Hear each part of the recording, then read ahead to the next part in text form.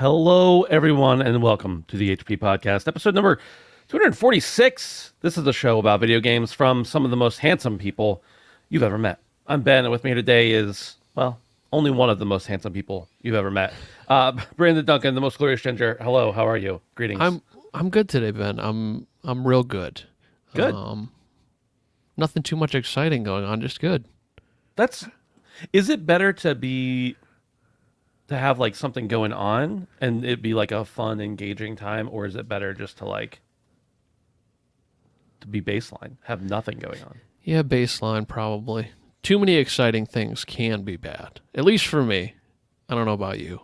I don't know. I kind of like the excitement. Okay. Because otherwise it's just like, this is my life.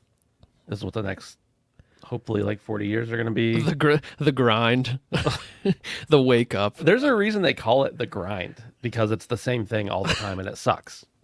Nobody's ever referred to their life as the grind and meant that in a positive thing. Dude, this live service game fucking sucks. I won my money back now. Dude, the microtransactions have increased dramatically in the last couple years. I don't even get good shit. It's like Yeah. I just get like taxes and shit, When am I going to get a car? Seriously, for my microtransaction. Or at least a cool skin. Yeah. I would love a cool skin, man. Mine's so pale and repulsive. I've been waiting for that cool skin for a while now, but Yeah. Well, no such what luck. happens. Yeah. Well, Dave is not with us right now. I mean, now that we're doing this live, it's a possibility he could pop in later. He, as we talked about last week, has a new baby in town. In his house, really, but I like to say in town. Makes it sound like it's more mature. Rolling in. And had to take doctor's appointments, or I don't know, something. There was something going on. They were going to be out, so he said he wasn't sure exactly when he'd be back. But we're here for you, with or without Dave. Dave said, screw the listeners, and I said, no, we're going to be there for him. At the time, we said, I'm just kidding. He was really fine. He wanted to be here. He for sure did. But if you want to hang out with Dave, you can do that. You can go over to our Discord and hang out with Dave on the Discord at handsomephantom.com/Discord. We appreciate you guys hanging out over there with us. It's nice to have some folks hanging around. And if you want to go above and beyond that, if you want to help support the show, you can do that over on patreon.com/handsomephantom. Really, honestly, it's the least you could do. Actually, it's like one step more than the least you could do. $1 a month. If you listen on audio, it's ad-free early access. Every episode actually, it's more like a day and a half, if we're being real. I can sweeten this up. I can get down to the hour if that's really going to make the deal for you. But helps us pay for hosting services. We use StreamYard to do the show live, which, by the way, we do the show live. You can join us over at youtube.com/BenIsHandsomeYT. If you have not done so already, we are live every Tuesday, 7 p.m. I think on Halloween. I'm probably going to take the kids trick-or-treating. I might be half an hour late. We might start the show off. I know that's going to disappoint some people, but maybe there's some other parents out there. Or maybe Brandon's going to go trick-or-treating. I don't know. Are you going to go trick-or-treating, Brandon? I stopped going trick-or-treating when the people started shaming me for showing up at their door, so I haven't went since. Wow. I can't believe you succumbed to the peer pressure, the ageism in the industry. Yeah, I think if I walked up with this much facial hair to anybody's door, I might get a gun drawn on me instead of candy. You remember for a long time, especially in the 90s, there was this big thing people are putting drugs in your kids' candy. People are putting, whatever. And it's like, nobody's putting drugs in your kids' candy. Dude, that probably happened one time somewhere. Drugs are expensive. Do you think these so-called drug dealers would want to put their expensive product to your children? And I love these satirical things where it's like, watch your kids' children. Oh my God. Watch your kids' candy. And then it's like a whole knife inside of a candy bar. I saw one the other day. It was like, watch out for Snickers bars. Somebody put David Bowie in a lot of them. It's just a picture of a Snickers bar with David Bowie's face in it. So yeah, it's just scare tactics. Yeah, I don't think that happens much. But hey, I mean, if your kid goes out and gets addicted to fentanyl, don't blame me for it. That's all. Somebody put razor blades in this person's candy corn. The chat says, Yeah, chat says somebody put razor blades in my candy corn. I doubt that, Zoik. Okay, I doubt that. Candy corn is much too good to have razor blades put inside of it. I was Brandon, are going to you a say, candy corn enjoyer? I am a candy corn enthusiast, Yeah, one me might too. say. Okay, good. And I think that the people that enjoy candy corn are too big brained to do something as feeble and shameful as putting razor blades in it. You ever sip lean? I'm just reading from chat now, like this is Twitch.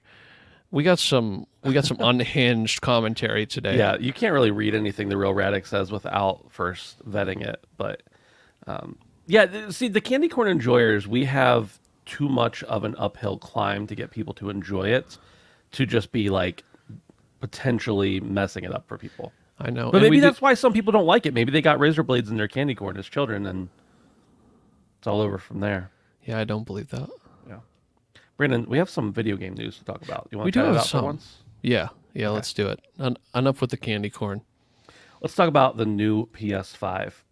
Sony has officially confirmed the existence of the PlayStation 5 Slim, set to release this holiday season. The redesigned PS5 offers 1 terabyte of storage for both the standard and the digital edition, a bump up from the original 825 gig. Now, Brandon, I don't know about you. I'll get to this. We'll get to this later, actually. Users of the PS5 digital edition can also add an Ultra HD Blu-ray disc drive later. The new PS5 is more compact, with a 30% reduction in volume and weight reductions of 18% and 24% compared to the previous models. It sports 4 separate cover panels with a glossy top and matte bottom. The Ultra HD Blu-ray disc drive can be purchased separately for $80 American. Okay, none of this conversion crap. It will first be available in the U.S. as it should be. Just kidding. I don't really hate it. Japanese company, first availability in the U.S. Obviously. In direct.playstation.com in November, followed by a global rollout. Once the current PS5 inventory is depleted, this new model will become the sole offering. The PS5 with Ultra HD Blu-ray disc drive, $499.99, and the PS5 digital edition for $49.99. Notably, the PS5 digital edition has increased in price compared to the original, from $399 to $449, making the disc drive version $50 more expensive. A horizontal stand is included, but a separate vertical stand compatible with all PS5 models will be sold for $29.99. Brandon, let's just go ahead and just tee off on this. I saw you out of the corner of my eye. I'm looking over here at the notes. Out of the corner of my eye, I see you shaking your head. No. Tell me what you're thinking. So if you don't get the disc drive right away, you have to pay a premium. That seems a little funny. And also, yeah. I can't get over this little stand. Have you seen this little stand? I did, yeah. Dude, it is the most pathetic thing I've ever seen in my entire life. Is it not? Would you agree with that? Yeah. For $30? I haven't had my PS5 any other way but vertical since I got it, but what's the situation with that? It like you can change where it is, right? Well, like you can take it off the bottom and put it on the other way. I can, and that's actually how I have my PS5 now. Yeah. But no, I'm talking about like the little peg leg it comes with. Do you know what I'm talking about? Yeah, I saw the one for the new one. Okay. I was just thinking about what the old one had, yeah. Yeah, no. It's like an interchangeable one where you have to essentially like slide a disc to make it sit right. But yeah, I don't know. This is very strange. I don't know that I like the way the new one looks. I don't know that it's insanely different than the one that I currently have, the one with the disc drive. It just looks... It doesn't look very sleek. It kind of looks like they just put a blob on the side of the console. Obviously, the discless being the most seamless version of the console, but even the first gen looks a lot better than this one. Overall, not too much of an aesthetic change, I guess. The lines are still there, but yeah, I don't know. I don't know about this whole removable disc drive. I was weary of this from the beginning, but yeah, I really think this is one step closer to absolutely destroying the entire physical market. So I'm not for this at all. I mean, this is the next step. And do you know what the very next step after this has been? I'm afraid to find out, but what? Not even offering a disc drive. That's what's next. Oh, That is really what we're working towards, and we're like, they think they're slick, but they're very, very slowly just forcing us to buy digital, which I guess we've talked about how that would probably be best for them in the long run. But I know many people who are physical people, including myself, and this is a sad story overall. Is this a case of them pushing digital more because they want digital more, or is this a case of the market started to go more digital, so they just started feeding into that? Because obviously, like you said, it's better for the manufacturers and better for the everybody except for the customer to buy it digitally. Well, I say better than the customer. That's my perspective. It's financially better for everyone but the customer to buy it digitally. Yeah. Yeah. I mean, I feel like it's probably both. Yeah. I feel like sadly we are in the minority as far as the general gamer of enjoying physical media. But yeah, we're really not that far off. I mean, if there's going to be another refresh, I wouldn't be surprised if there's some sort of economic model that comes down the line at some point with no disk drive whatsoever, maybe slimmed down a little bit. There's really no incentive for someone who currently has a PlayStation 5 to upgrade to this at all. It's definitely not some sort of upward movement. It's definitely a lateral movement we have here. And so I guess this is just a further play to get rid of the old one. I mean, it even says it in the article here, that once they're done, they're done. But if I didn't have a PS5 right now, I would be rushing to get the last version of it and trying to not get this version. To answer your question, or to discuss a question in chat, it's still free to lay her down, right? And Ethan Jory says, the little horizontal, little pathetic stand comes with the console. The vertical stand is sold separately. So, yes, you can still lay it down on her side for free. You know, you don't got to pay extra for that, but if you want to stand it upright, yeah. Yeah, it's laughable, honestly. I don't know. Let's talk about the next piece. Just the storage. I mean, that's not a lot, but it's going from 825 gig to a terabyte, 175-ish, a little more than that gig extra. I'm still somebody who I play a game. Now I'm not a primary PS5 user. Like, that's not my primary device to play games on. But if it were,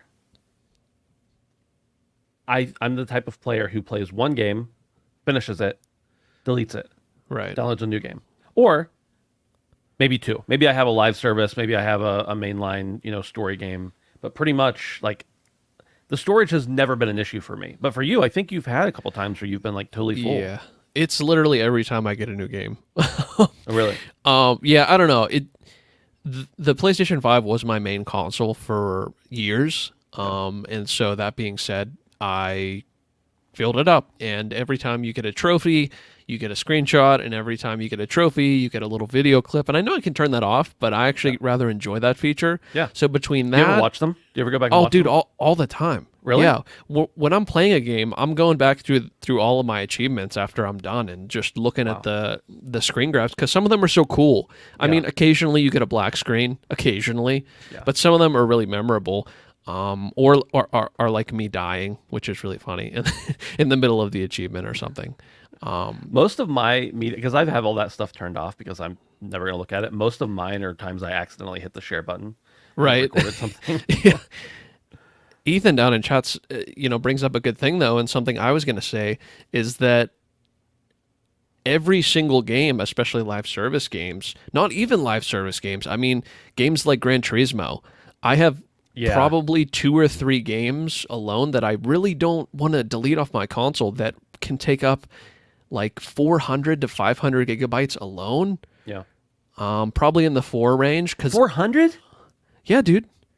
Like what? I mean, when you get multiple games, they're like 100 and 120 gigabytes a piece. Yeah, that's what I'm saying. Right. So like things that I haven't stopped playing yet. Yeah. That I just don't want to delete off my console. And something like GT, where I keep coming back and I'm playing with my buddies, and I'm going to talk about it later, but like Destiny 2 is that much. Call of Duty is that much. I would imagine Apex is getting up there now. Yeah, probably. It's just everything seems to be over 100 gigabytes. And Mortal Kombat, I just had to delete that off my console because it was over 100 as well. Yeah. So stuff that you wouldn't even assume would be that much has ended up being that much time and time again. It seems to almost be the new norm, and it's like a breath of fresh air when I get to download a game and it's 70 gigabytes, which at one point I thought was pretty big. Yeah. So it still is pretty big in my opinion, but yeah, I mean, I have had a lot of issues, so I guess this will help. It is kind of a nominal bump, I don't think this will make most people jump at the offer to get the Slim. Not just for that. It's way cheaper Well, to no. buy just a hard drive. Or Exactly. And with how detachable drive. affordable, yeah, exactly. And with how affordable, storage is nowadays, it just doesn't, it wouldn't make sense. But I certainly have had a lot of issues with storage in the past on my PlayStation 5. For sure. It's one of the biggest issues, to be honest with you. I regret it every single time I pop in a disc because I'm like, Yeah. what am I deleting? Yeah. Like what am I deleting this time? And it seems ridiculous, but it really is the big ticket items. Like I can keep a bunch of small games on my PlayStation, and I always do. Like Deep Rock Galactic, perfect. I keep it on there. It's like 2 or 3 gigabytes, something like that. But those are outliers. So. Yeah. The new PS5 is more compact with a 30% reduction in volume and weight. Brandon, I saw now I'm going to try a new feature. I've never tried this feature on this software. I'm going to try to share my screen. Close out your smut. Yeah, all my smut that I definitely just keep up on my on my monitor while I'm podcasting. Share screen. I thought that was just me. Can I share it? I'm sharing it. Am I sharing it? Nope, that wasn't it. Okay, maybe I don't know. Oh, here we go. Here we go. There we go. We have the technology. This is a visual representation by, I don't know if Miguel did this or not, but he's a guy at Elgato.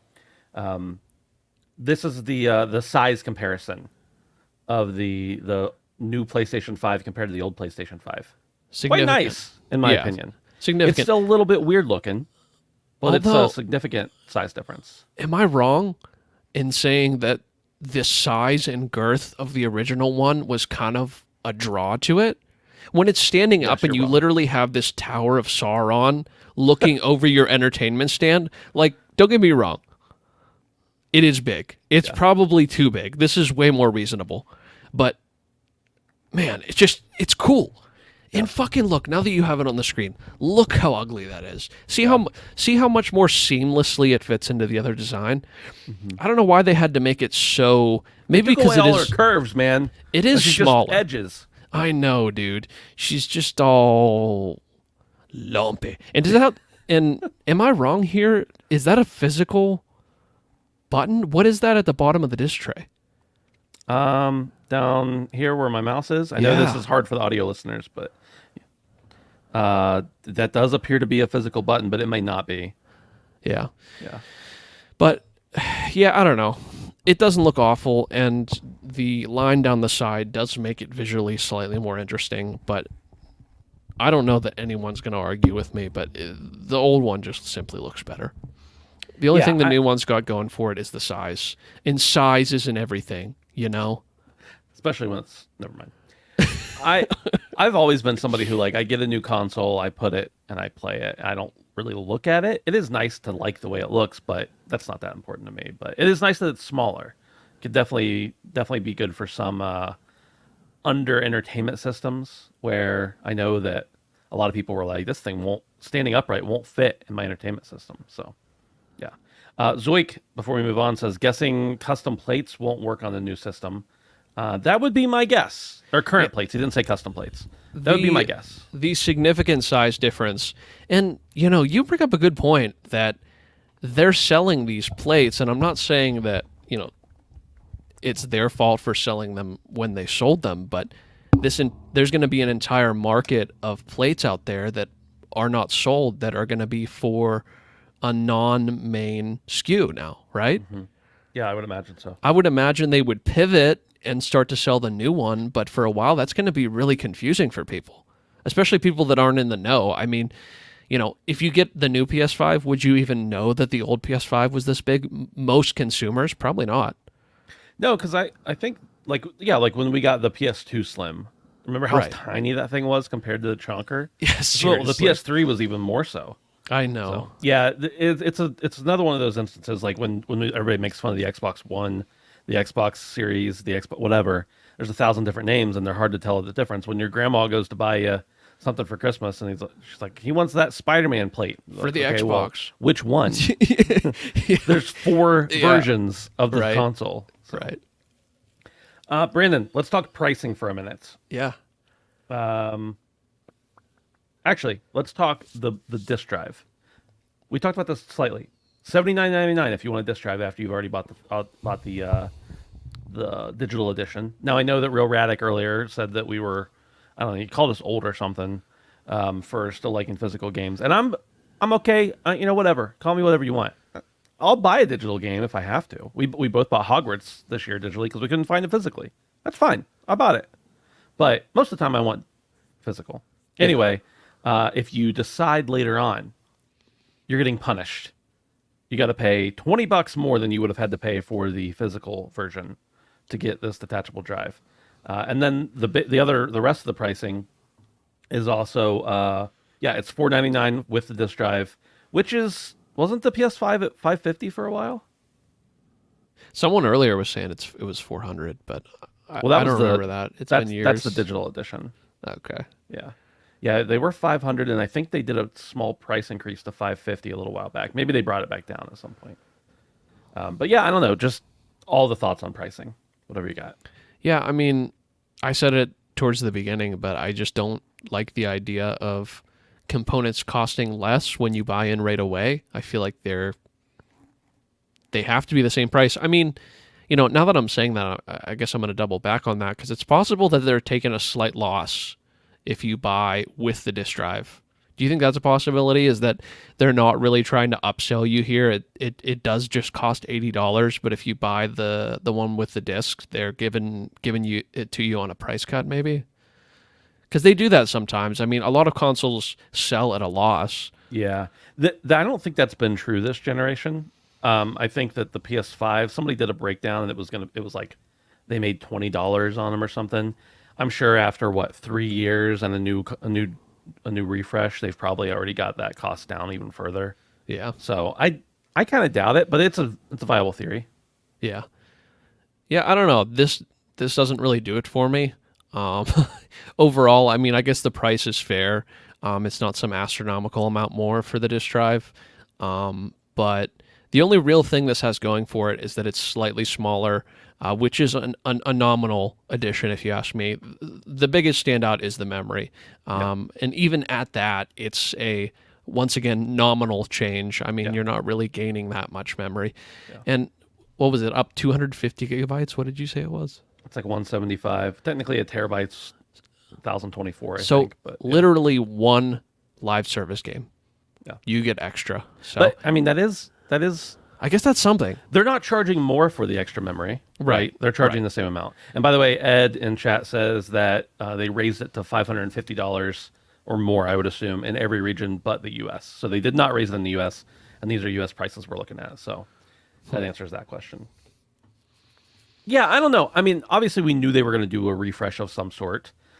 This is not something that you or I are probably interested in because we have PS5s right now. Potentially, we're going to see a PS5 Pro next year. Maybe I'll be into that. Maybe I'm not. I don't even know, dude. Yeah. Because after the Xbox leaks, I mean, we saw that it seemed like Xbox was doing a lateral movement as well. Yeah. So are these consoles now powerful enough that they feel like they don't need to resell you a more powerful console? No. Is that where we're at? They will take the money when they can. You're probably right. Will. Yeah. But no, I imagine whatever the new console ends up being, it's going to be something along the lines of, it never has to do any loading. It never misses any frames. There's no such thing as a need for a performance mode, et cetera, et cetera. That's my guess. I have no idea. With all of these optimized games coming out, Ben, I can't wait for that exact thing you described, dude. That's absolutely true. Absolutely true. Yeah, that'll definitely happen. Yeah. Okay. I think that's about all we have to say on that. That's, yeah.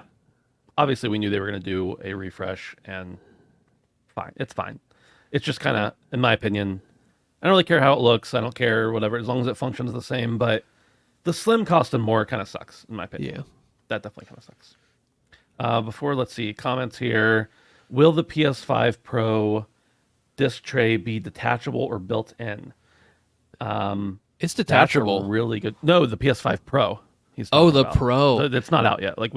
It might not even be designed yet for all I need. I mean, I would assume moving forward, this would be the status quo. If they're setting this now, I wouldn't be surprised, unless for some reason this fails miserably and there's like disk drive failures left and right or something like that. I would imagine that this is going to be a strategy that we see moving forward. Brandon, that makes me think, we were talking about, are they trying to push us towards digital? Which, if they are, it's their prerogative. They are. They might be, but did that change during this generation? Because remember, at the beginning of the generation, it was way, way easier. They made more to get your hands on a disk drive PS5 than it was to get your hands on a digital one. You're saying it was more difficult to get the one with the disk drive? No, it was easier. It was easier. Yeah, there were more of them available. So I wonder if that philosophy changed at some point this generation. Yeah. Especially because that was during COVID and everything. Yeah, I don't know. I think that also the rise of people like realizing how much these subscription services sometimes cost, and then looking at their game library and when they do cancel this subscription inevitably and saying, wow, I really don't actually have very many games. Yeah. Because all of my games, I need a subscription service to play. I mean, maybe there's something to that. Ultimately, I think what we said towards the beginning of the show, that digital is probably king, and we are ultimately in the back of the pack, so to speak. No, we're dinosaurs. There's no problem there. Yeah. No doubt. But it's just kind of sad to see. I would imagine that physical is still fairly strong. I mean, we read those UK numbers a couple weeks ago, and it was daunting how much higher the digital sales were than the physical sales. But I would be very interested to see those stats for the US. Yeah. Let's see. There's a train coming through. So I'm going to let you read the next one, Brandon, if you're willing to. Sure, I'll give it a try. Okay. Next, the Unity CEO, John Recatello, has suddenly retired, effective immediately. Stepping down from all his roles at the company. The decision comes after Unity faced significant backlash due to its new runtime fee, which we talked about for the past couple weeks, pricing model, which was met with widespread criticism, as we talked about. James, an advisor at Silver Lake, which owns 9% of Unity, will serve as an interim CEO while a permanent replacement is sought. The retirement did not receive... What did it say? The retirement announcement did not receive the recent pricing model controversy. So, I wrote reference, but yeah, it's small print on your screen, I know. So yeah, I got it tiny. Yeah. I hear Jim Ryan's available. Yeah, I was going to say his time just got freed up. I think he's probably already on a golf course. I know he's not leaving until 2024, but I wouldn't be surprised if he's kicking it a little early. So yeah, we're close enough, but this is some interesting news to come off the heels of what we've been talking about here for a couple weeks. We keep seeing these things in the gaming industry where, studios get shut down, people get laid off, and we keep seeing this phrasing happening over and over again in a negative connotation, effective immediately. What is happening in the gaming industry that these huge changes are happening immediately? Some stuff is shaken up this year, Ben, and I'm not necessarily surprised by this. I guess this is them trying to save some face, potentially, or John trying to save some face. But, I mean, the damage has kind of already been done, and I would imagine he was certainly a driving force, but I don't think he was the one pulling all the shots here. So, well, I think he sold a bunch of his shares right before the announcement. I remember that. Yeah. And I bitched, dude. Yeah. But also, there is an instance a lot of times where people will make the decision internally. Like they'll talk about it, they'll know about it, they'll give their 2 weeks or month notice or whatever, and not announce that publicly because it can affect share prices, right. Or competition or whatever. So that may have been part of it, but yeah, definitely. You're right. There have been a lot of effective immediately things this year. Dude, that's what I'm saying is that like all of this shit in the gaming industry, like we talked about jobs, right? We've been talking a lot about people losing their jobs, but now we're talking about CEOs losing their jobs. And, we talked about Jim Ryan. He didn't lose his job. He retired. But that wasn't immediate. However you want to frame this for this Unity guy, I mean, he's framing it as a retirement as well. But, let's be real. He retired, right? Like gracefully stepped down. It wasn't like the board came to him and said, here is your severance package. You can either retire now with this much amount of money that sounds really enticing, or you can stay on and it will probably be in some way hell. So, yeah, it's a crazy time. I mean, 2023 has been one of the biggest years in gaming in a very long time, for many reasons. I'm not just talking about games. I'm talking about stuff like this. The industry just keeps getting shaken up every single day, and we cannot understate here how big Unity is in that sphere. I mean, I know we've talked about it a bunch, but some of the biggest games that everybody knows are in Unity and don't even realize it. So certainly interesting times. MBLEX Test Prep says, I love this podcast. Effective immediately. We appreciate it. Appreciate it. Nintendo has announced that it will discontinue online services for the 3DS and the Wii U within the next 6 months. While the company states that online play and related features will cease in early April, it also mentions the possibility of discontinuing services earlier if certain events occur. Although the 3DS and Wii U update data and purchased digital games will remain downloadable after online play shutdown, Nintendo has indicated that these services are also planned to be discontinued in the future. Online Pokemon Bank and Poke Transporter services will continue for now but may end at some point. However, 3DS owners will still be able to use Street Pass mode for local multiplayer games. Brandon, I know you were a gigantic fan of the Wii U. No, but buddy, the 3DS especially is still very much used. At least when I see people out in the wild, I see 3DSs still. Dude, absolutely fuck the Wii U from this conversation. The only real tragedy of all of this is the 3DS. How many iterations of this console have been given legs and spread out into the universe? And we've talked about the numbers. The numbers on 3DS alone are... What'd you say about spreading out legs? You already know what it is, Ben. Okay. In 3D. But the amount of 3DSs out there is massive. I cannot understate it. Look them up. The amount of 3DSs is huge. The fact that 3DS would be lumped into this Wii U tragedy is very sad to me. And things like Pokemon, the older Pokemon games, I have a couple of them myself, so I have a 3DS. And the fact that, I don't know, are they letting the Switch completely overshadow this at this point? Have the numbers gone significantly down? I can't imagine that there's not still a ton of people, I don't know if they're buying, but they're playing their 3DSs, and they would potentially buy something in the future. I don't get this, Ben. What are your thoughts? I don't know if you have a 3DS. Do you? I do have a 3DS. I have a 3DS XL. It is Zelda Triforce edition. Oh, that's fucking dope. I recently saw it. Actually, at that show we went to a couple weeks ago, I saw it for like $450. Oh my god! Without the manuals, and I'm like, I got the box and the manuals in mint condition, but I ain't selling it. Dude, close down the shops. Ben, sell that shit. No, no way, man. I love that thing. I know. Dude, that thing, it was in a price error at Walmart in their like print thing. Yeah, and I saw it online somewhere. And I went to like 3 different Walmarts to buy them. Dude, I remember you doing this. Yeah. No, this is before you knew me. Really? Yeah, this is before you knew me. This was when this is close to 10 years ago. And I went and bought one and got it for like $110. And then I bought 2 more of them and sold them for list price, like what they were supposed to sell for. And I got mine for free essentially. I wasn't even price gouging. I was just like reselling them. So anyway, I have a 3DS. And my 8-year-old recently, as a gift from grandma, just got a 3DS because she found it for a great price at a yard sale. I was like, I wish I'd found that. Right. But the 3DS was such a good machine. I was actually at the reveal event for it. I'm sorry, not at the reveal event, at the first public event where you could touch it. It was at PAX East 2011, I want to say. And I was in line to play the 3DS when they first had announced it. It was so good. And it's funny because I have a bunch of digital games on that because that was in the time when I was like buying and reselling stuff.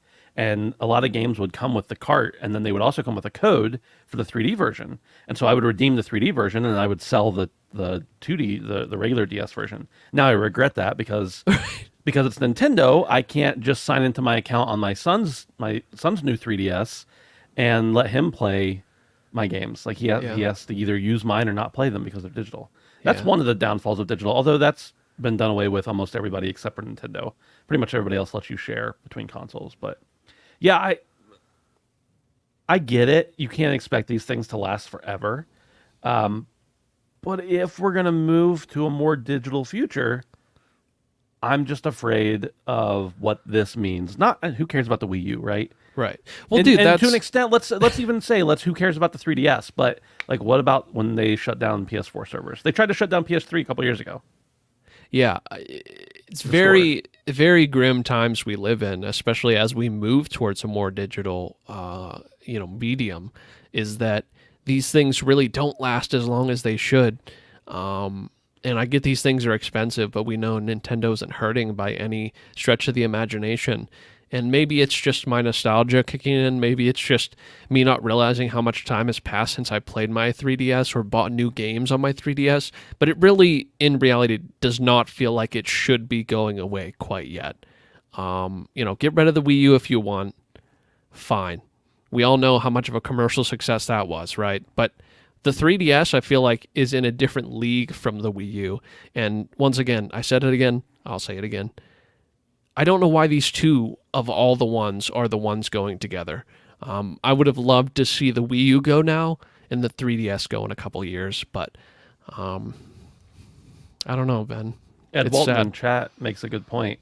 He says, and this is a conspiracy theory, but that's one I think I agree with. Drop the 3DS store so you can have a reason to add a 3DS expansion pass to Nintendo Online for the Switch successor. I think that's a viable thought process there. They're not going to do that, though. Yeah. What Nintendo does better than anybody else is they take an opportunity to make millions of dollars and they just completely shit all over it. They're like, you want to play Pokemon Red? Well, I hope you have the original cartridge on the original hardware. It's going to be the same thing with the 3DS. I just know it. They'll give you a couple games and then they'll lock the other ones behind something, and then they'll remaster them in 2 years and put them on Switch 2. Yeah. It's just, they want you to pay $60 for it, and that's incredibly clear.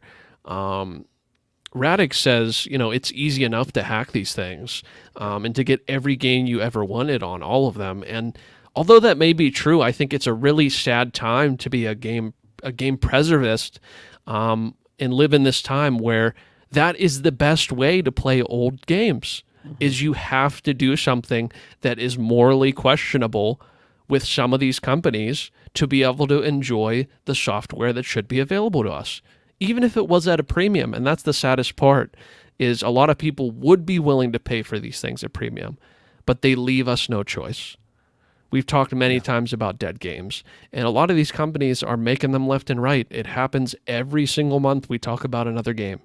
Nintendo might be one of the worst offenders of this. Nintendo is the worst offender. Yeah. I'm glad you said it. There are other companies there are plenty of franchises and games stranded on old hardware, but for the most part, I think at least this generation, Xbox and PlayStation have both made tremendous efforts to bring a lot of those games forward. They've still got a long way to go, but they certainly have done more than they've done in past generations. And of course, on PC, you can play anything ever made, pretty much. If you might have to steal it, but you can play it. And he's right. But whenever I realize that the games I already own on my console can't be put on my son's console unless I delete my profile off my 3DS and put it on his, I was like, okay, well, let me see if I can just hack this. I'll install those games that I have. I don't have a problem. I really don't have too much of a problem with pirating dead games, like the games that can't be bought. But still, all I was saying was I'm going to put the games I already own on his console because he's not going to buy them. And we would never do that. We would never do that on a Nintendo console. Anyone listening from Nintendo, we would never do that on a Nintendo console. No. We wouldn't even think about it. No, we wouldn't even entertain it in chat, for sure. No. But basically, when I had set it up for him, it was on too new of a hardware or a firmware. And there are ways around it, but not without incredibly complicated things. So yeah, it's That sucks. Oh, I didn't realize this. Ed in chat says the 3DS and the Wii U shared a network. I actually did think, now that I think about that, did realize that. So the Nintendo thing is obviously get rid of all of it. And he's probably right there. It's probably true. Yeah, there would be absolutely no way to just discontinue the service for one console and not the other. I'm sure that would be actually impossible. Number 4. CD Projekt spent a total of $125.9 million on Cyberpunk 2077 post-launch efforts, including updates, expansions, and marketing. Probably like 75% of that was marketing, but the game itself initially cost $316 million to develop. Despite the substantial investment, CD Projekt managed to turn the game's fortunes around, earning a very positive rating on Steam, with 87% of users recommending it following its troubled launch. Brandon, I don't know if this is in your what we've been playing list, but have you jumped back into Cyberpunk since No, the updates? No, I have not. I have been watching this game very carefully, and I unfortunately have not. I really want to finish Baldur's Gate before I do this because they're not at all similar, but they're both very large, very in-depth, very story-heavy RPGs. And I just feel like for my own sanity, I need to finish one before I start another. I could pick up like 2 or 3 games. I've been talking about that a lot, how I'm doing these smaller things. But those big of games, I feel like I need to use all of my attention on one of that type of game at once. I know they're not the same type of game. I get that. But I think you understand what I'm saying. Yeah, I do. The fact that they're large and engrossing is very similar. Exactly. But anyway, Cyberpunk, I mean, they really have turned it around. I still don't excuse them for pulling the wool over people's eyes and putting out the game in the way they did, but at least they made it right.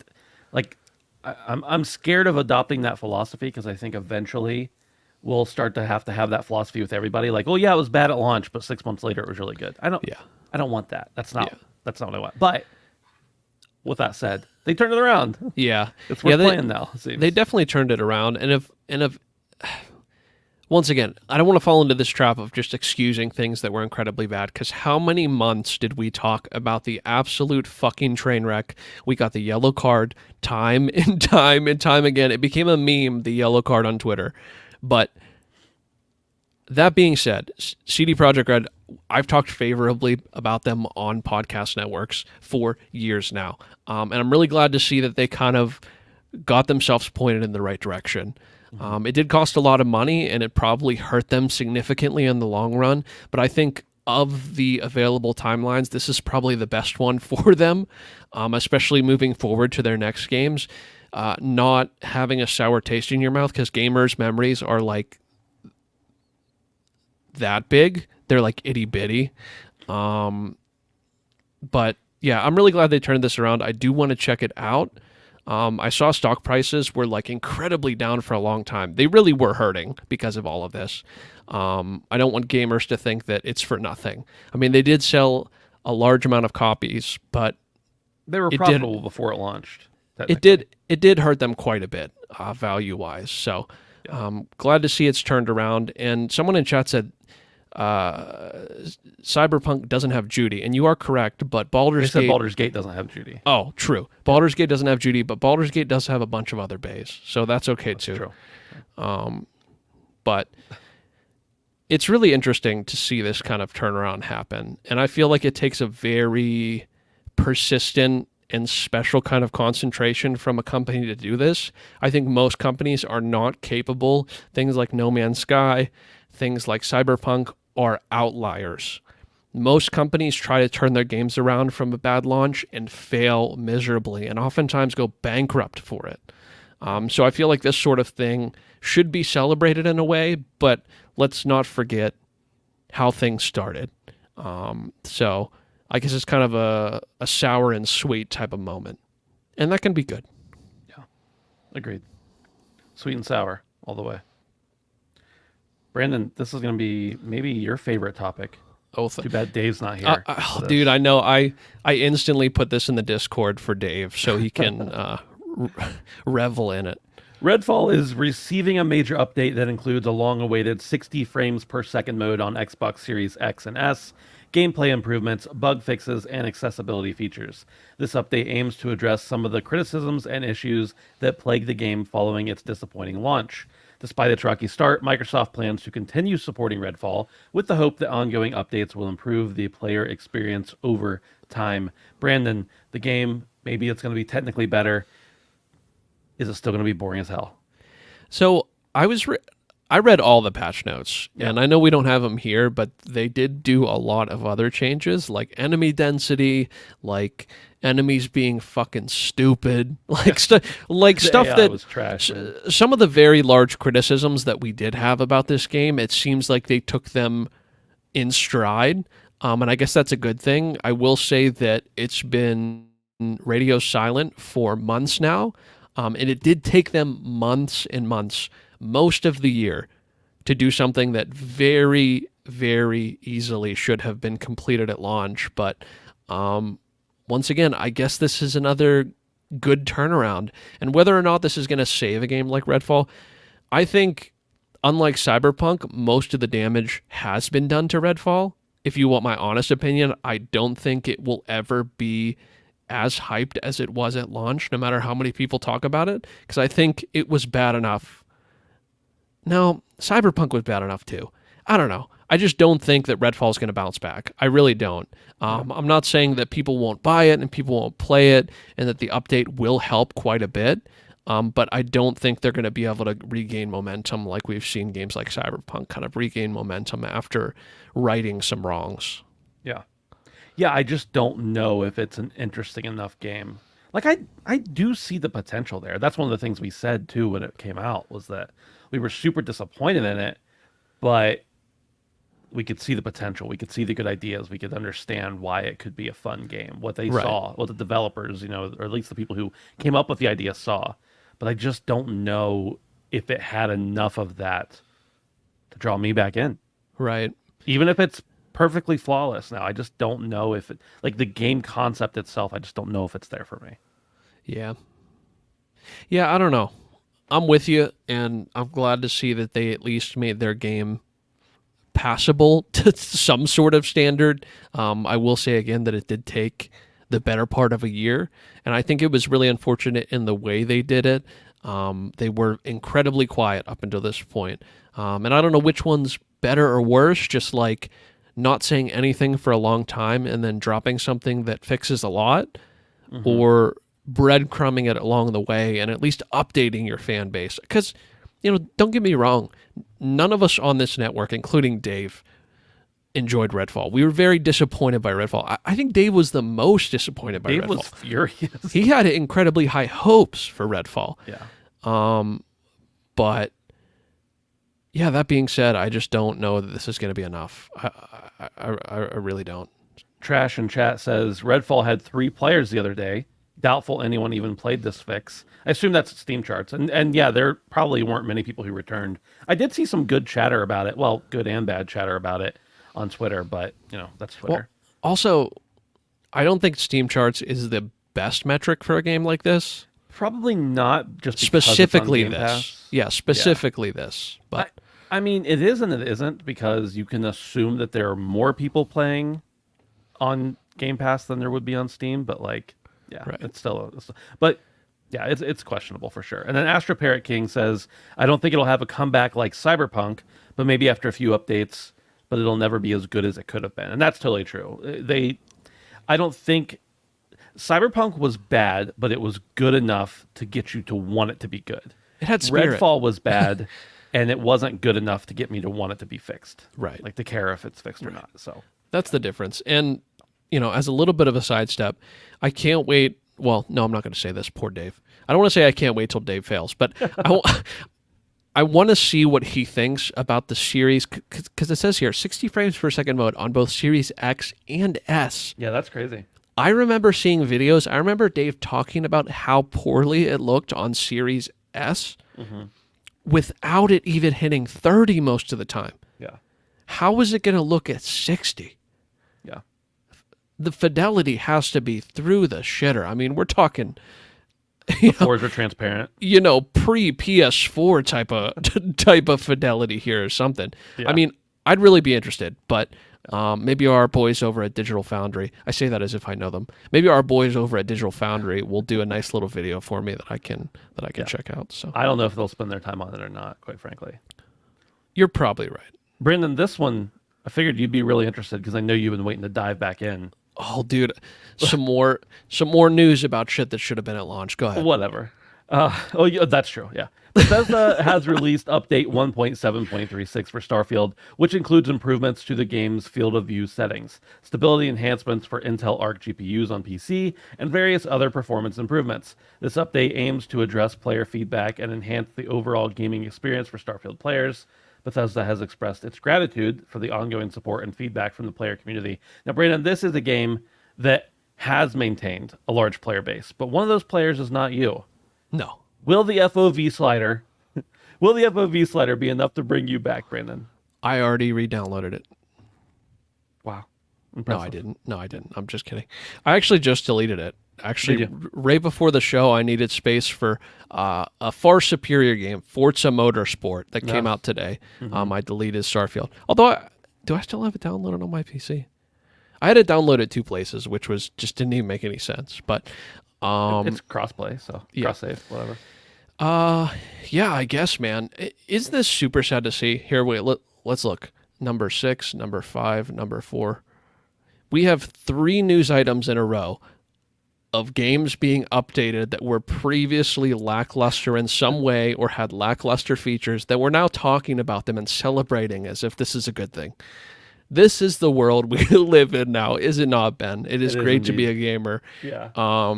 But yeah, field of view has been something that is pretty synonymous and pretty sought after in the first-person shooter genre and has been now for a couple years, especially on PC and on console. It took a while to get it on console, but most people followed suit and had something, even a game like Deep Rock Galactic as a field of view slider. But yeah, I mean, I guess this is good. I would be interested to see how they continue to support this game. I don't see stability. That's good. I know they're continuing to mess around with that. Did I see some rumblings about them maybe adding DLSS to the game? Did I see something about that, or was that rumors? I think you did, but I don't remember what the specifics were. I'm still waiting for the long-anticipated brightness slider to be added to Starfield. The most sought-after feature since the beginning of time, a way to correct the brightness balance in your game. It's funny because there are a lot of issues with the game, don't get me wrong, but as far as technical stuff on PC, I never had any issues. Occasionally, I would drop down to like high 40s for frame rate, but when I did, it was still a stable 40. If I jumped back up to 80, it was a stable 80. It wasn't like I was going to get motion sickness or anything. So I appreciated that. But yeah, some of the stuff that they didn't have, like the FOV slider, I get it. They probably needed to do some more refining for the Xbox consoles, maybe specifically just Series S, but why wasn't it on Series X or why wasn't it on PC or whatever? Yeah. So that's a weird one for me.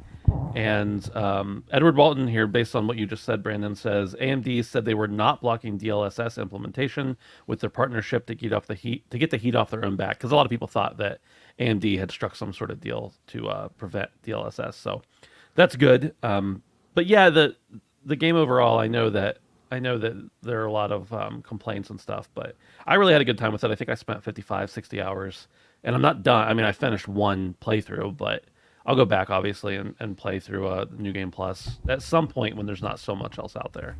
But this is good to see that they're going to support it. And I think they said they were planning on supporting it for 5 years. Which, hopefully. I wouldn't be surprised if we continue to see more good improvements, but... and I do poke fun at this game, but I'm not one of the naysayers. Like, I do think that this is overall a really good game. It's just not the kind of game I like, and there's some glaring things about it that I've expressed before that really give me pause, and, kind of completely and utterly break my immersion every single moment of I'm playing the game. But, yeah, I mean... Good on Microsoft. They're going to have to support this because this is the biggest thing they've got going for them in a while. Xbox has no games. Right. Yeah. So, First Redfall, now this. Xbox is back, baby. We're back. Brandon, you sent this one to me. XDefiant has been delayed in Ubisoft's shooter. Let's see here. Ubisoft, and I'm reading this directly from GameSpot. The rest of them I've taken and written out. This one I didn't have time. Ubisoft's FPS XDefiant has already had a challenging road to release, and now the game is facing another setback. The development team has confirmed that XDefiant is now delayed indefinitely. Following another round of public testing, Ubisoft discovered some inconsistencies in the game experience that need to be addressed before launch. As a result, Ubisoft has delayed the game's launch indefinitely. Quote, the team will continue working to address these issues and testing them to make sure we deliver on our goal of being a best-in-class arcade shooter. Executive producer Mark Rubin, who previously held that role on a number of Call of Duty games, released a statement about this as well. He said the team has found, quote, some things, quote, that made the company decide it needed extra time to fix or improve the experience for everyone. Brandon, I wasn't very into XDefiant. I felt like the sweats were out too heavily for me already because I'm just not as good as I used to be. I've lost a step or two. But you seem to enjoy it a little more. Yeah, no, and don't get me wrong. I talked about it before. I feel like it is a lot more of the same. I mean, it took a lot of cues from Call of Duty. Some of the best and worst parts about the game, I feel like it implemented pretty well. And I just find it very interesting that I guess not that this game is delayed, but that it's delayed indefinitely. Yeah. I think that just means they don't want to announce a new release date for it. Yeah, I mean, I get that. Yeah. But when you're that vague about the delay, and you're that vague about the reasons for delaying it, what am I supposed to assume? He said there were some things. Okay. He said there were some inconsistencies. Yeah, I know exactly what that means. And, we played the beta for this. Yeah. And, I don't want to say that it was perfect, and I don't know that it would be something that I would play all the time, but it seemed pretty feature ready. I don't want to say it was gold, but it didn't seem that far off. Like I assumed we would be getting it this year. Yeah. Well, they did too. And it really doesn't seem like that's kind of the case. So, just really strange. And I wanted to briefly talk about it because we've talked about it probably 3 or 4 times over the course of this year, and for it to get kind of put to the back burner kind of until further notice is definitely strange, especially for a game like this, especially for Ubisoft. I would say most companies at this point in the process would just shit it out. Maybe almost all companies actually at this point in the process would probably just shit it out to hopefully start rolling in the money. But I guess of all the options, this might actually be a favorable decision. Whether or not this game will ever come out is kind of to be determined, but between the vague answers we're getting and how, the experience that we got when we played it, this is kind of a puzzling thing coming out today when I saw this on Twitter. So it's probably, they probably weren't too hesitant to pull the release date or say it's going to be indefinitely just because it's so packed right now and everything's coming out. But they get much past first quarter of next year, and I'm going to be like, okay, now what the hell is happening? Because it was like, I don't know that it has the legs to last for years and years and years, like a Call of Duty or something like that.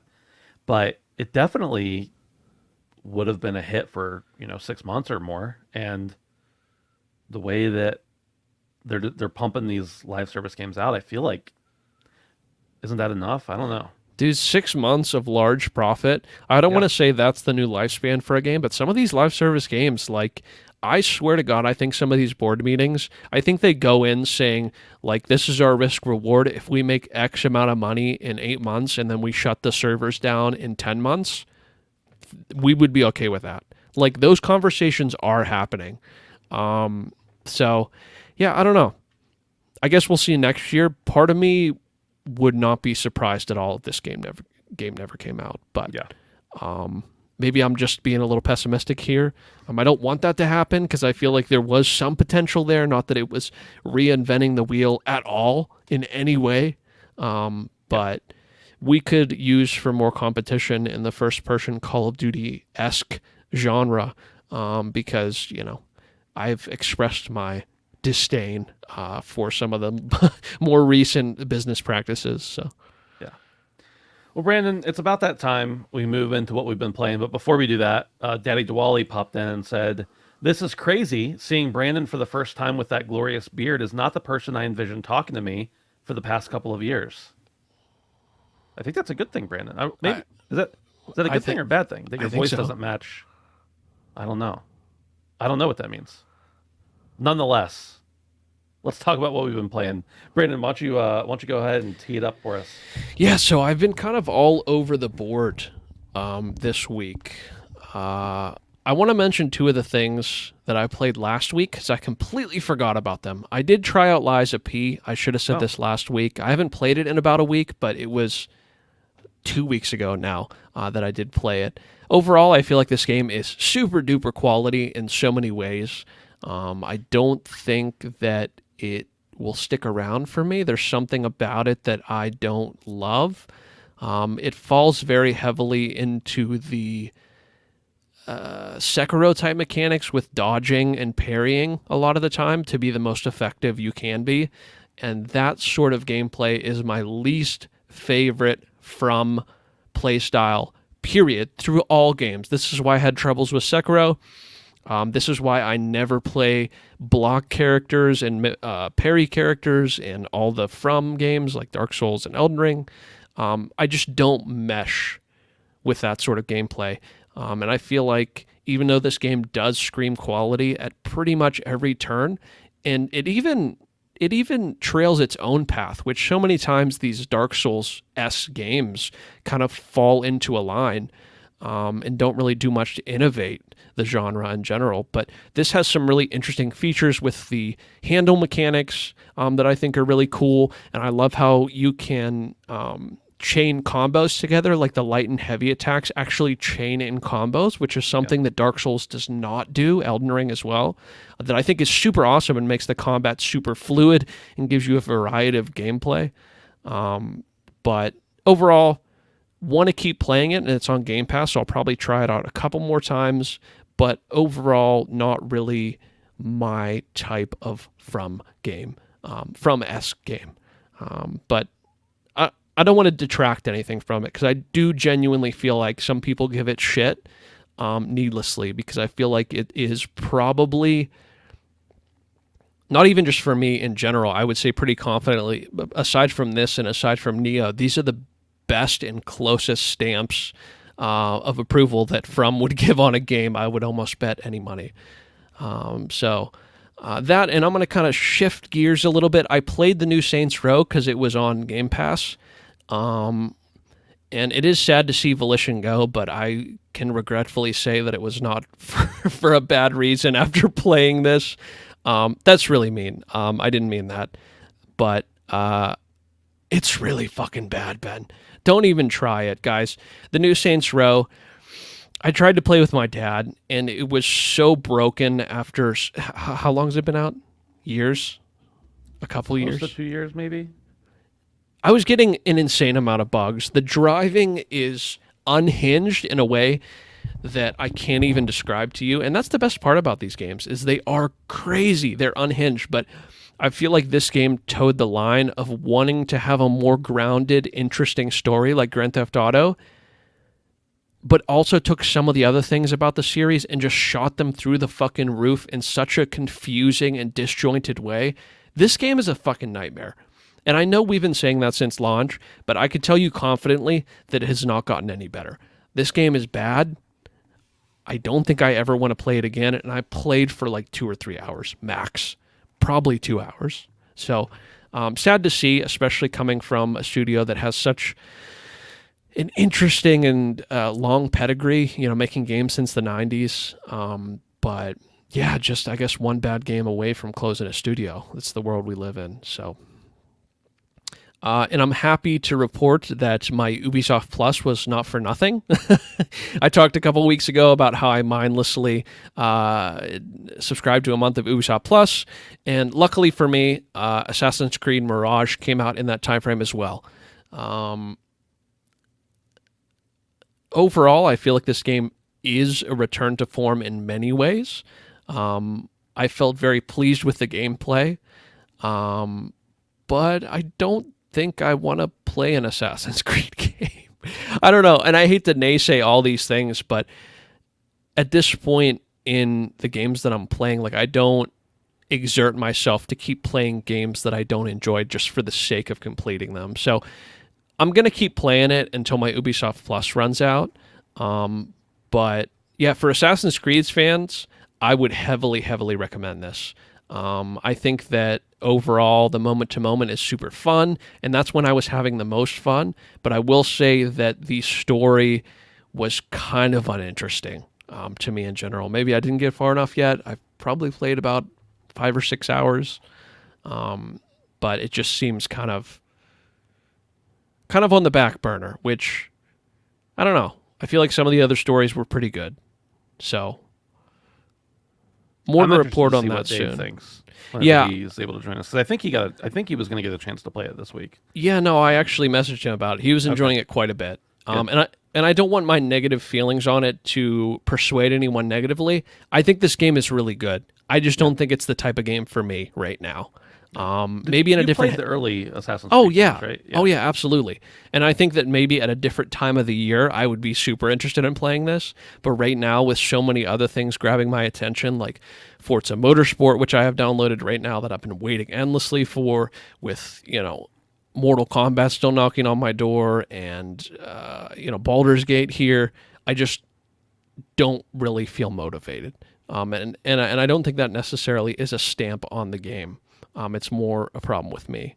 But lastly, and certainly not least, I've been playing Destiny 2, which I cannot fucking believe I'm uttering these words again.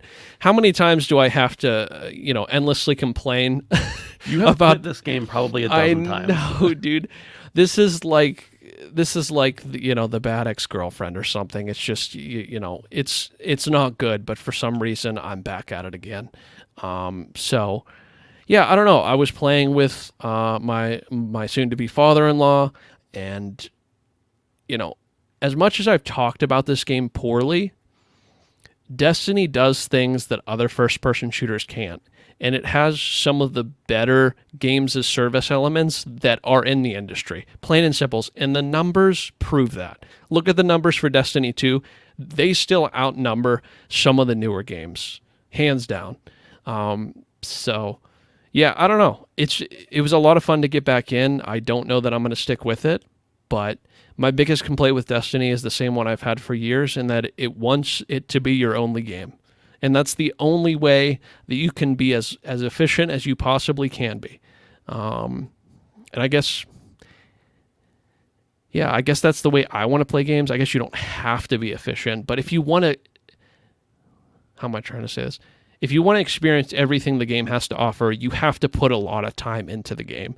And with the landscape we're in, like I said with Lies of P, like I said with Assassin's Creed Mirage, I just can't put as much time into one game. Especially not this year. So I will say, luckily, my father-in-law is an absolute OG Destiny player and Destiny 2 player. He offered, I did not do this, he offered to help level my character. So I'll be raiding with them later in the week. He leveled 2 of my characters. He went like the equivalent on 2 of my characters of like 250 light in 2 days. He is an absolute... He's a legend. That's all I gotta say. Oh, like you logged in and played your character. Yeah, dude. Yeah. Okay. He's a legend. He got me ready to raid. So yeah, very appreciative of him. I'm excited to do some raids. Those are my absolute favorite part of Destiny. Brandon, do you know that I have still... I literally have almost 1,000 hours between Destiny 1 and 2. I have never done a raid. Dude, you were fucking up. It's not my fault. Every time Dustin would want to get back into it, I'd be like, okay, and I'd get into it. And by the time I caught up, which would take me like weeks, he was gone. He was done with it. And then you weren't playing for a lot of the time I was playing, and I just never had anybody do it. And I didn't want to play with a bunch of randoms that who knows if they're gonna. So I've still, and I've dropped it now for a good 2 years at this point. Dude, you can raid with us. John in the chat right now is one of the guys I'm going to be raiding with. So. Oh, nice. I'll give it some thought. That's what I'll say.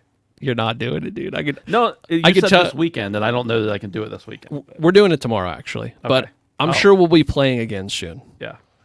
What do I have to buy to be there? I don't have any of the extra stuff. I can't. I think the last one I bought was 2 expansions ago, probably. But anyway. Is that it? Is that all you've been playing? That's all I've been playing. Yeah, it's completely across the board. We're all listening, doing the Nightfall right now. Dude, the entire raid group has been listening to me ramble on like a moron for the better part of an hour. So thank you guys for listening. Sorry about the profanities.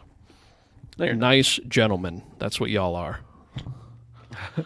Once again, the second train is coming while I'm about to talk about what I've been playing, but that's okay. Gran Turismo 7. I mentioned last week that I started playing GT and played a lot more this week, and I am at the point now, I have finished basically the main story, campaign, whatever, just because I wanted to get in, see all the tracks, unlock all the cars that were going to be free essentially to me by doing all the races, and I bumped up my level now. I was on easy, now I'm on the medium level or whatever with the opponent cars. I've never been very good at racing games, and I do have a wheel coming, so that will be fun as well, especially because I want to be able to use it for motorsport as well. But so now I'm ready to start doing some of the other stuff in the game, the actual game, as Dave told me last week that GT7. Dude, is he was shaming you for the menu books a little bit. He was a little bit, but that's okay. Did I feel like Jean Martinborough? That's the main character in the movie, right? The guy the real life guy, or is that a different person? I still haven't seen the movie. I really want to. It's pretty good. It's pretty good. I want to check it out. Yeah.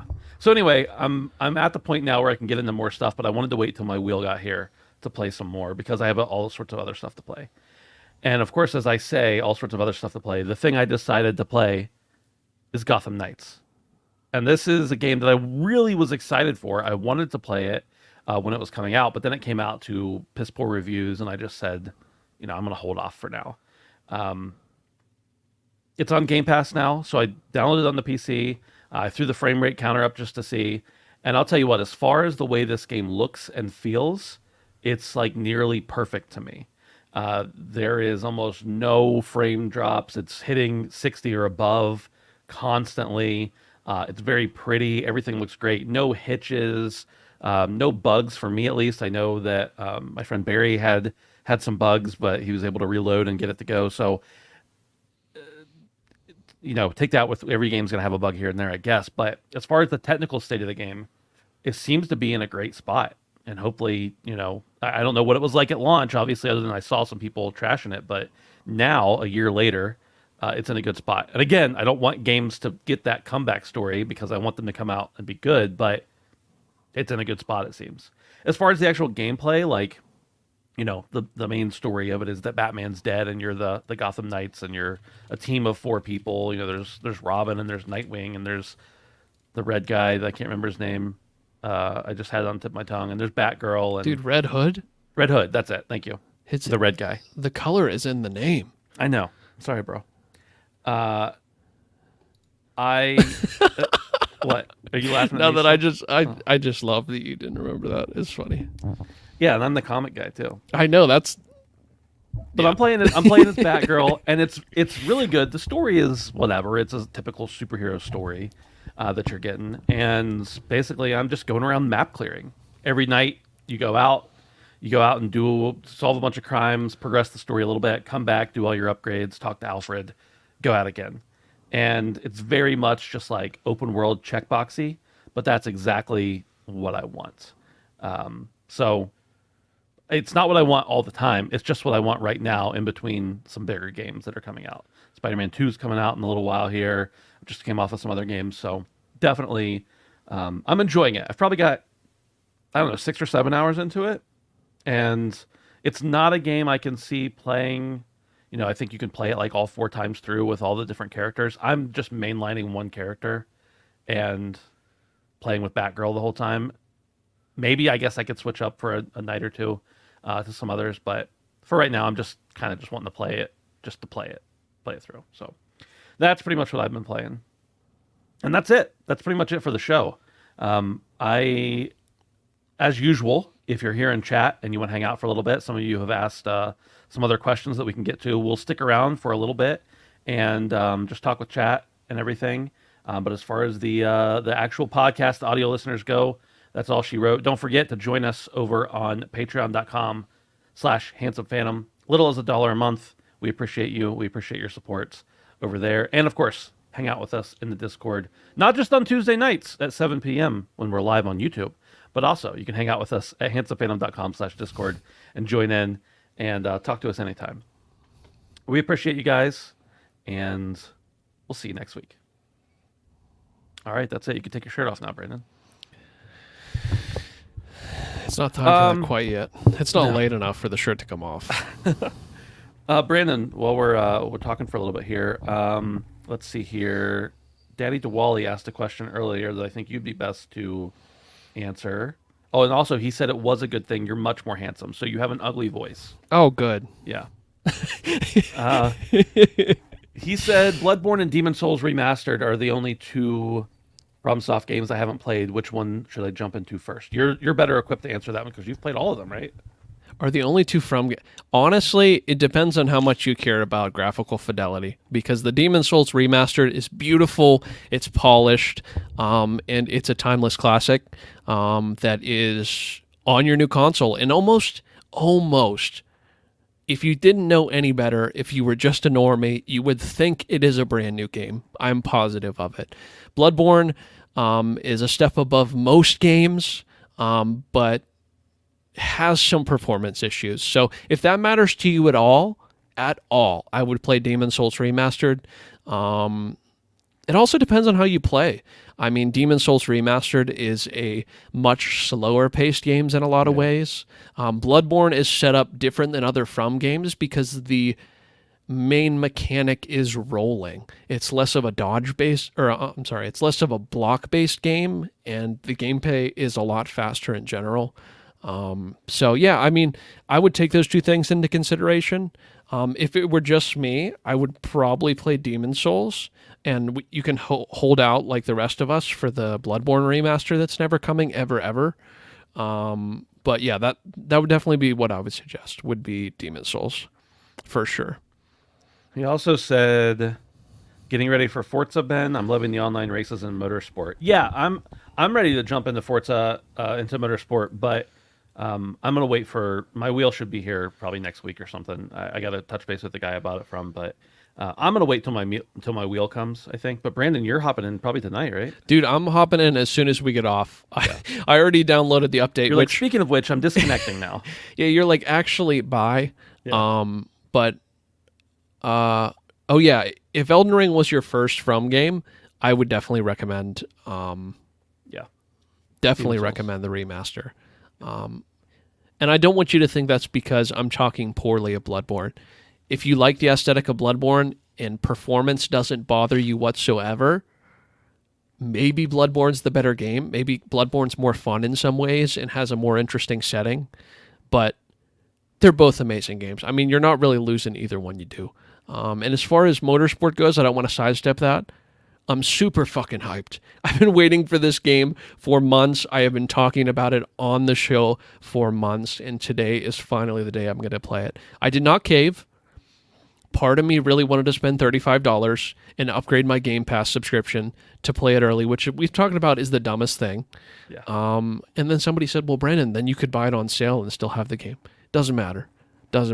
So I'm waiting to launch. I'm only doing my Game Pass subscription, and I'm super, super, super excited for it, especially because I'd say in the past 2 months, I've probably played like 30 or 40 hours of Gran Turismo conservatively. So I've been practicing. I don't want to say it's a 1-to-1, but I mean, I am going to be playing on a lot of the same tracks, I would imagine. So it's kind of some good to be behind the wheel, even if it's in a different way. So yeah. Speaking of wheels, Trash says, "Oh, you got a wheel, nice. Your helm now." We play Sea of Thieves together from time to time, so I don't think it works that way. I don't think the wheels translate to non-car games, but we can try. I'll try it. I'll give it a shot. Plus, Ben always lets me on the helm. No, you don't get on the helm. He always lets me drive the boat. You're not allowed to be on the helm. Danny Dwally says, love Gotham Knights on Series X. Got every achievement. Nice. Loaded it up on PC, Game Pass, and it runs so nicely. 60 FPS adds to the gameplay for sure. Yes. Yeah, I'm getting above 60 on PC. I don't know if they've made it any different now, because I know that was a lot of people's main hang-up was that it was going to be 30 FPS on console. But 60 FPS, such a fluid kind of game. I mean, think the Arkham games, think Spider-Man. Like, it's a very similar type of game where you're whipping around constantly. I love the fluidity in that game because I can like hop on my bike, go to where I want to go. It's up top of the building, so I get out my zip line, whatever it's called. I can't remember the right name. Zip up there, land, take out a bunch of bad guys, jump down, call my bike, hop right back on it, and go to the next place. Like, it's so fluid. And just that, thinking about playing that in 30 FPS, I'm like, no, absolutely no not. thanks. No thanks. John Haluska says, great show. Thank you. Appreciate it, John. And I might take you up on that raid offer. Probably not tomorrow, but at some point I might. It would be fun, dude. The raids are amazing. Yeah, I've always wanted to do a raid, but I need to get back and practice a little bit, and I need to get my light level up, obviously. I got a couple strats. I've been researching, and not just because Wes has been helping me out, but I found a couple strategies that I think help out quite a bit. So yeah, I may do that. Will Hahn says, "Hey Ben, just thought I'd hop in here and say hi. Wishing you continued success with your podcast." Thank you, Will. I appreciated it. And Daddy Diwali says he caved and got early access. You caved? No. So many people do, and I don't. I guess I really don't blame people. It's just not what I would do. Yeah. If you want to play it, you pay what you got to pay and play it. The only thing is, for me, if I was going to cave and get it early, I'd just buy the full version. So, yeah. Did you unlock the Knight's Glide ability? Each character has one that adds to the mobility. I literally just unlocked that, and as soon as I unlocked it, I saved the game and closed it last night. So I've not actually used it yet. I'm sure that's going to be a lot of fun. John says, I got old man Wes watching your podcast on YouTube. Now he's old, hard to teach. Okay. Oh, dude, don't be smack talking. No, dude. All right. Well, if anybody else has anything to say, feel free. But other than that, I think we're gonna wrap it up here. I miss Dave. I miss his sweet Canadian vocals. It's not quite the same without Handsome Dave. That's what we always call him too, Handsome Dave. Yeah, to his face and everything. Yeah. Yeah. Sure. Hey, appreciate it, guys. Thanks for being here, especially being here live. That's always very much appreciated. Brandon, I have to ask. Yeah. On my phone, I just got a notification that popped up, and it said you came online on PlayStation. Wasn't me. Oh, okay. Oh wait, you're playing Forza on Xbox. I was like, did you already hit the start button? But no, dude, no. Okay, gotcha. It wasn't you. That was somebody, maybe leveling your character. Sure. Yeah. Yeah, maybe. All right. Thanks, everybody. Appreciate you being here. Thanks for hanging out. We'll see you later.